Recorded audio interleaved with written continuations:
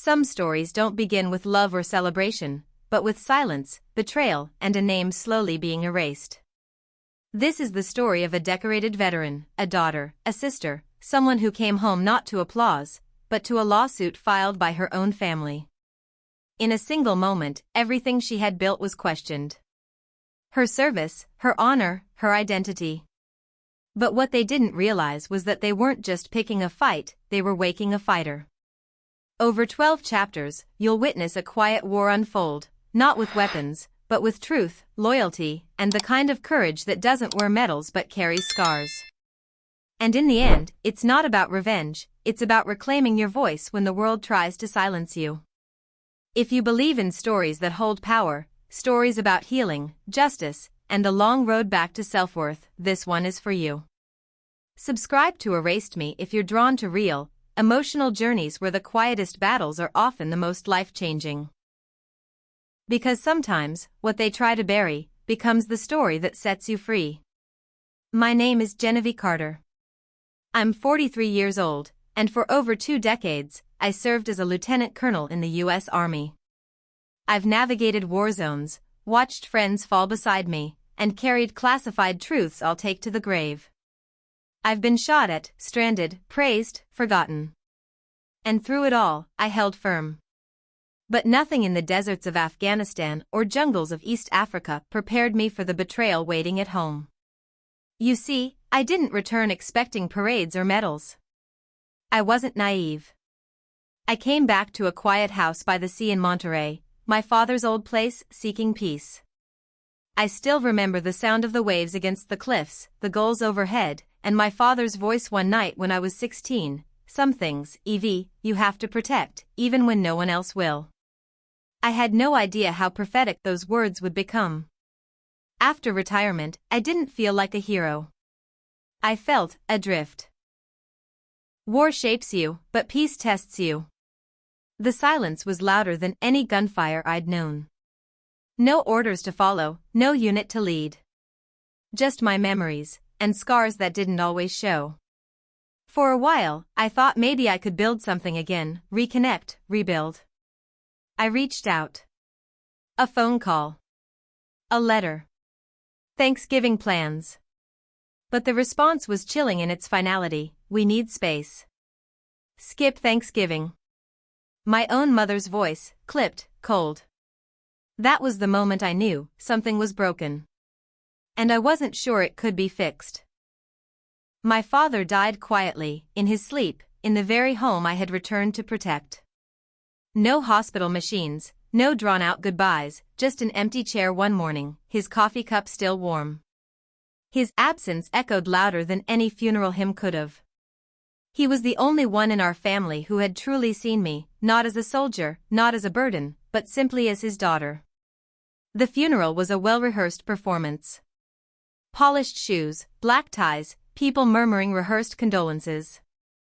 Douglas stood at the front like a CEO giving a quarterly report. My mother wore a veil, not to hide grief, but detachment. Mason sat in the second row, silent, eyes fixed on nothing. 2 weeks later, we gathered at the attorney's office for the will reading. I didn't expect anything. I was the estranged daughter, the disappearing act in combat boots. But when the lawyer calmly read that I had been given the Monterey house, our oldest family property, something shifted. Douglas's jaw clenched. My mother's lips became a thin white line. Mason blinked rapidly, as if trying to hide something. The house wasn't worth millions. But it was memory. It was the childhood kitchen where Dad taught me how to make scrambled eggs. It was the garden where Mason and I buried our first dog. It was our family's soul. And now, it was mine. For a brief moment, I believed that maybe, just maybe, we could move forward.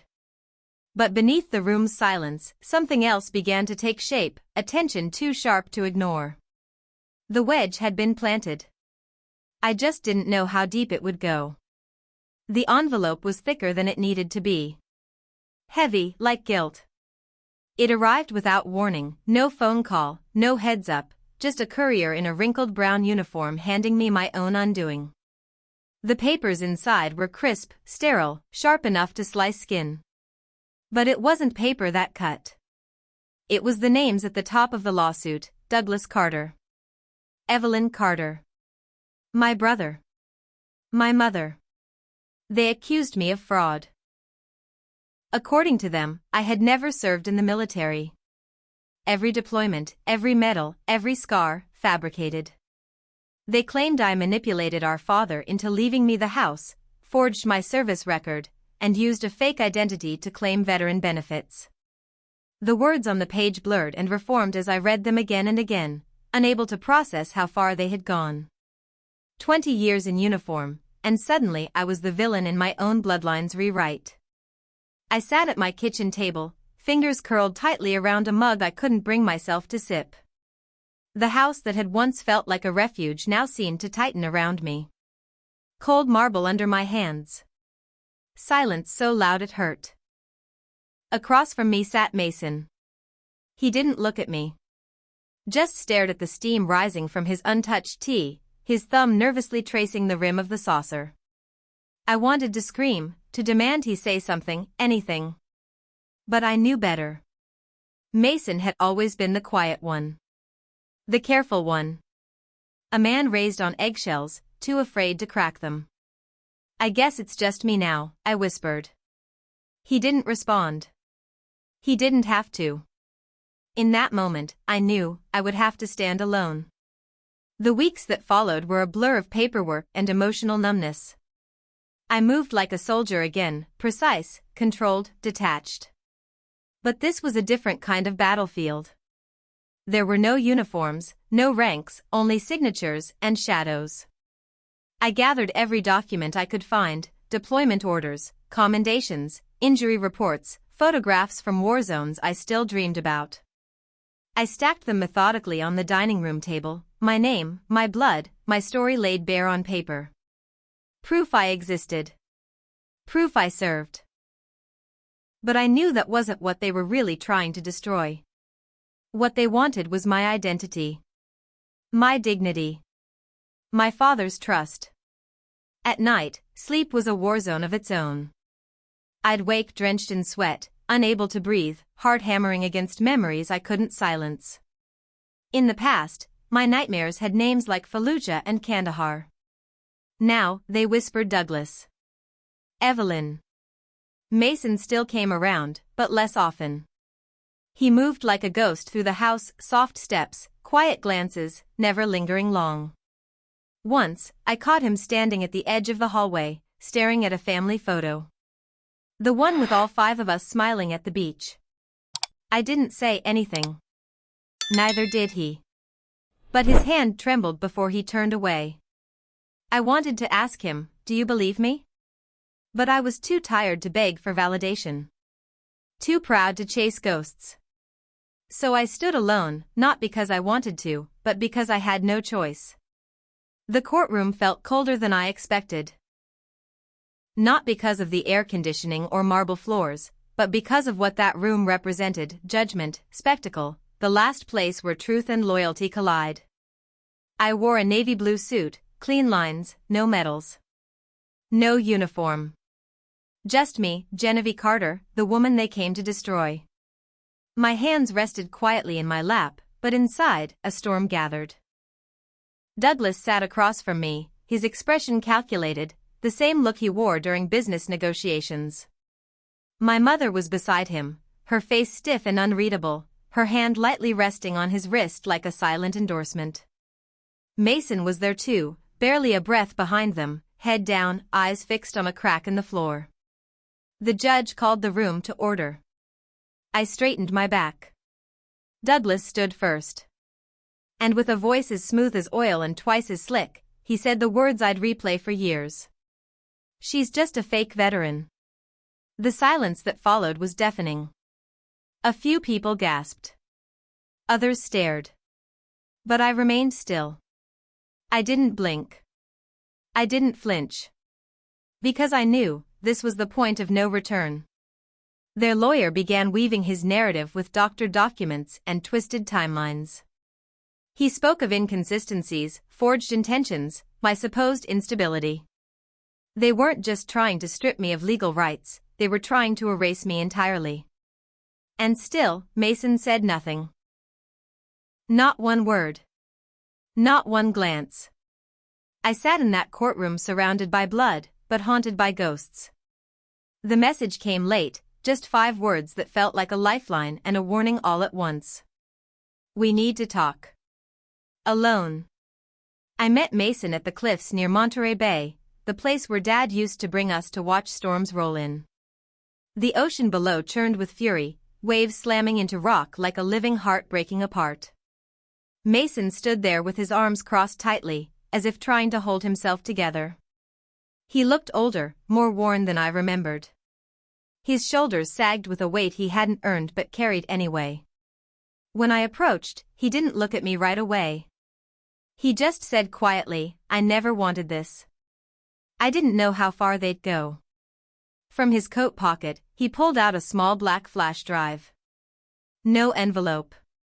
No folder. Just raw, digital truth.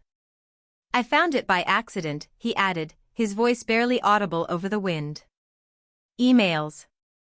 Documents. Transfers. I thought maybe they'd stop.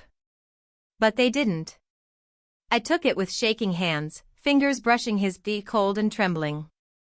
"Mason, why now?" I asked, needing to hear it. His eyes finally met mine, and there was something there, something cracked and bleeding. "Because you're the only one who ever stood up for me," he whispered. "Even when we were kids. Even when no one else did." In that moment, I saw the boy I used to protect, hiding behind the man he had become. And despite everything, despite the silence, the betrayal, the hesitations, he had chosen me. Not out of loyalty.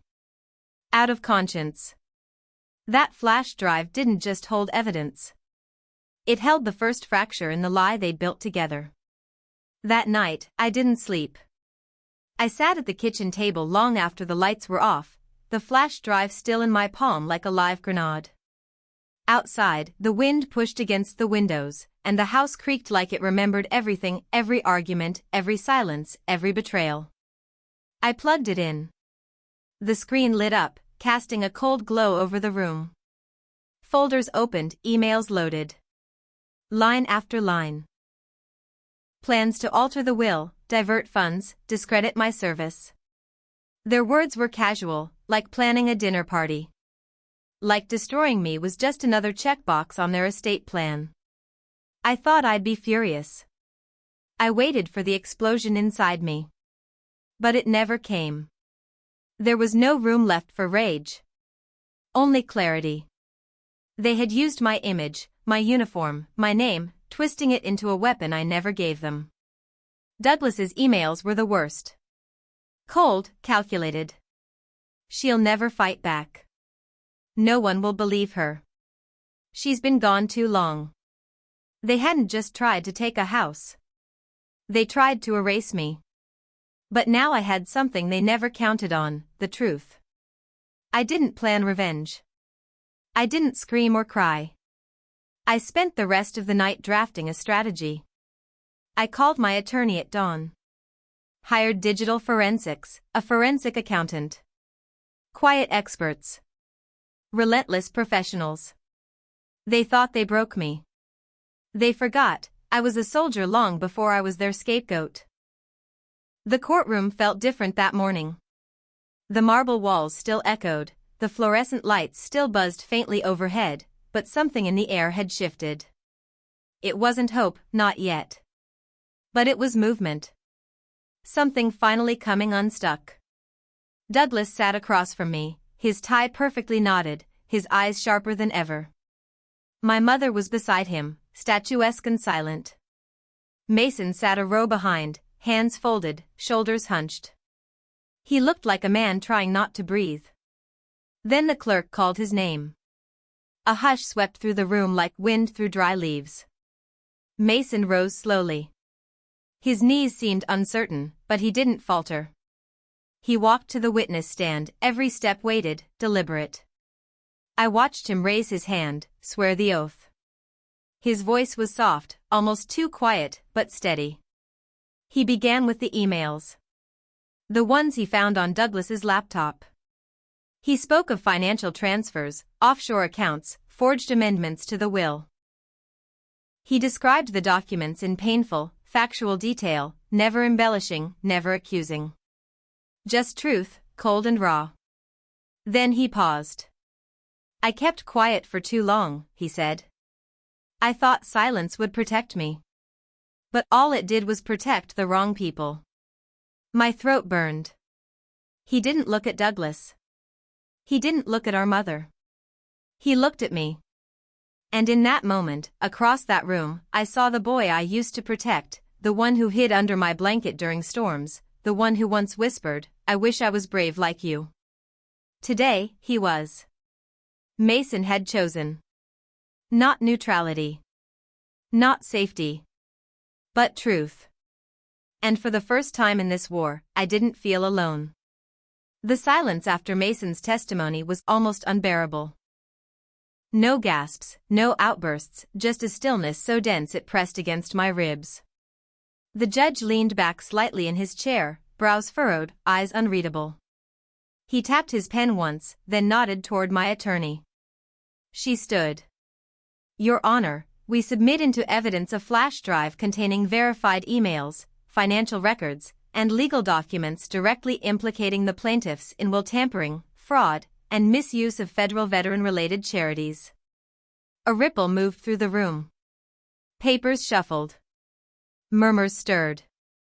I rose slowly, folder in hand, the same one I had prepared weeks ago, knowing this moment would come.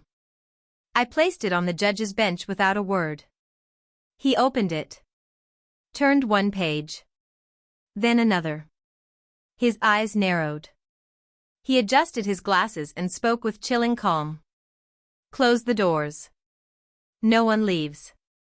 2 military police officers entered through the rear, their boots echoing with measured finality. Douglas paled. His jaw clenched, hands twitching at his sides. His lawyer dropped a sheaf of papers. My mother didn't move, didn't blink, just stared at the judge like she was watching her own reality dissolve. This court is now in immediate possession of material evidence supporting potential federal crimes, the judge continued. Forgery. Obstruction. Fraud. Douglas tried to speak, but no words came. His mouth opened, then closed. He sank slightly into his chair as though the very air betrayed him. I returned to my seat and folded my hands in my lap. I didn't look at them. I didn't have to. The lies were unraveling. And for the first time in years, I didn't feel erased, I felt seen. The collapse had begun. And I was still standing. After the courtroom emptied and the last echoes of boots faded from the marble floor, I didn't return to the headlines or the chaos. I returned to the garden. The Monterey house had always been more than just inheritance, it was memory stitched into walls and floorboards. But the garden. The garden was where healing began. Overgrown ivy curled around rusted fencing. Dead stems jutted from dry soil. But beneath the neglect, life waited. I pulled on old gloves, dropped to my knees, and began clearing the weeds one handful at a time. My father once spent hours here, pruning roses, whistling while he worked. I could almost hear it again, off-key but comforting, like everything he ever gave me. I didn't do it to distract myself. I did it to reclaim something that was mine long before the courtroom wars, stillness. Each morning, I dug a little deeper. Unearthed rocks. Planted seeds. Let the sun bake away the weight on my shoulders. The ache didn't disappear, it settled differently. Softer. Bearable. Mason visited once during those early days. He didn't say much. Just sat on the porch with a cup of coffee, watching as I trimmed back the lavender. We didn't talk about the case. We didn't need to. Presence was enough. That garden didn't bloom overnight. But with time, new shoots pierced the earth. Pale green, trembling, alive. And with them, I began to breathe again, not as a plaintiff or a soldier or someone's daughter, but as me. Forgiveness didn't arrive like a thunderclap. It crept in quietly, like early morning fog rolling off the cliffs, settling low and soft without asking permission. At first, I resisted it. Rage was easier. So was numbness. But with each passing day, I felt the weight of bitterness gnaw at the edges of my peace. I thought often of Douglas. The way his voice cracked in court. The hollow look in his eyes when everything fell apart. I didn't excuse him, could never justify what he did. But something inside me stopped needing to hate him. Then there was my mother. She never reached out. Not once. I imagined her alone in her apartment, framed photos still on the walls, rewriting history in silence. Part of me still ached for her voice, just one call, one apology. But it never came. And I stopped expecting it.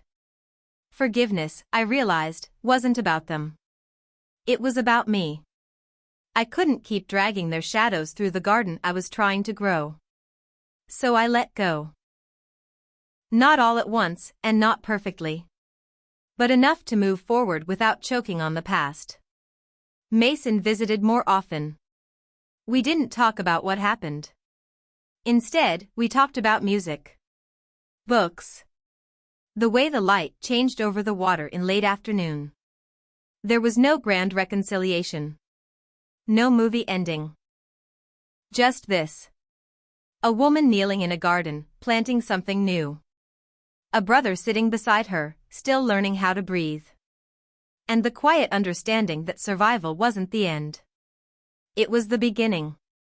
I used to think survival was the end of the story.